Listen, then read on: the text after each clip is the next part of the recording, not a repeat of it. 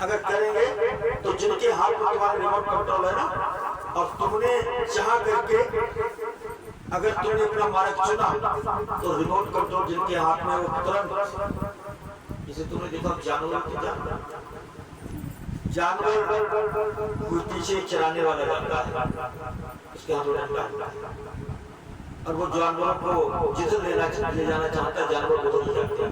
अगर अपनी मर्जी से जानवर के दूर चला जाए तो डंडा मार के घुमा देता है। आप जानते वो रिमोट कंट्रोल वो हाथने वाला डंडा किसके हाथ में है?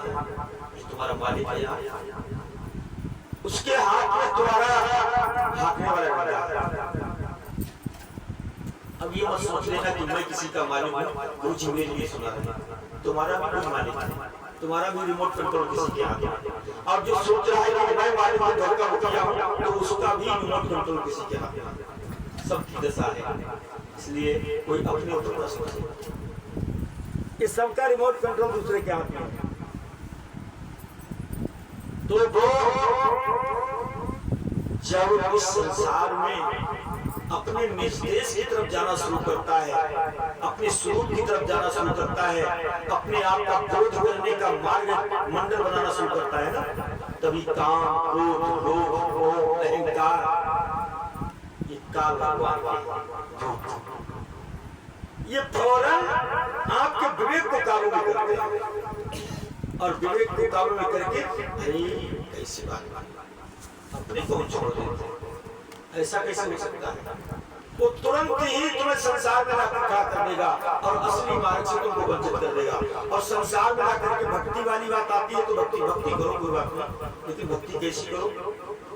जो काल का मुंह है, काल का मुंह कहाँ तक है?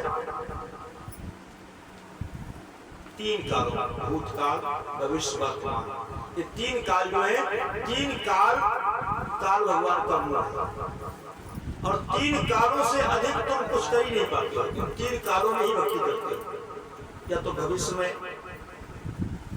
बैठे बैठे भविष्य में विचार कर रहे हो कि मैं कल वाले दिन जाकर के पहले नहाऊंगा, तो व्रत करूंगा, तो प्रसाद लाऊंगा, और फिर दिन में जाके प्रसाद चढ़ाऊंगा, और फिर 1 घंटा तक मत्था रगड़ करके गिनती करूंगा। कल भविष्य की भक्ति कर रहा है। या तो भूतकाल में तुमने भक्ति की है तो उसका मन चिंतन कर रहा है, कभी कभी वर्तमान में भी करने लगता है, लेकिन तीनों कालों में जो कुछ कर रहा है वो सब काल का भोजन है, काल का। लेकिन यहाँ पर जो हमें आपको बात बताई जा रही है, एक कालातीत की बात है, आपकी बात बताई जा रही है। आप कालातीत हैं, आप काल के दायरे नहीं। आपका जो निज रूप है वो कालातीत है। जब तीनों काल नहीं होते तब भी तुम होते हो। भूत, भविष्य, वर्तमान, तीनों काल ना हो तब भी तुम होते हो। तीनों काल आते हैं चले जाते हैं, आते हैं चले जाते हैं, लेकिन आप जो कि तुम होते हो, आप ना कहीं जाते हो ना कहीं आते हो।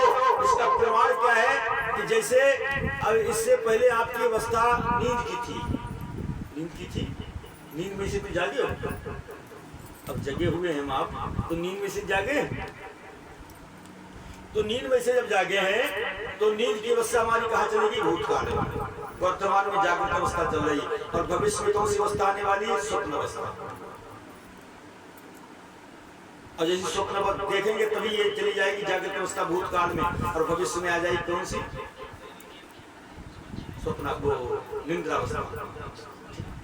तो तुम नींद में भी थे, तुम जागृत अवस्था में थे, तुम स्वप्न अवस्था में थे, तुम तो नहीं बदले, काल बदले, तो आप कालातीत हुए नहीं बदले, आप कालातीत हुए नहीं बदले, तो आप कैसे बच सकते हो?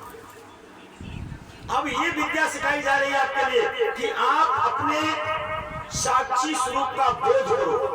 आपने अगर अपने साक्षी स्वरूप का बोध कर लिया ना, तो फिर आपको किसी देवी देवता के अधीन रहने की जरूरत नहीं पड़ेगी। देवी देवता आपके अधीन आना शुरू हो जाएंगे, देवी देवता आपके अधीन आ जाएंगे, फिर आपको भयभीत होने की जरूरत नहीं, आप निर्भय हो जाएंगे। फिर आपको मरने से वह नहीं लगेगा, आप निर्भय हो जाएंगे, आप अमर हो जाएंगे, आप मरने वाले हैं ही नहीं। फर्क केवल इतना है कि आपने जिन लोगों की संगत की है उन लोगों की रंगत हमारे आप के ऊपर चढ़ गई है, यहाँ सब पैदा होने वाले मरने वाले हो गए, और मैंने इन्हीं लोगों की संगत की तो मैं अपने आप को पैदा होने वाला मरने वाला मान रहा हूँ और इन्हीं लोगों से प्रेम कर रहा हूँ। ये जीवन मिला था मुझे अपना बोध करने के लिए।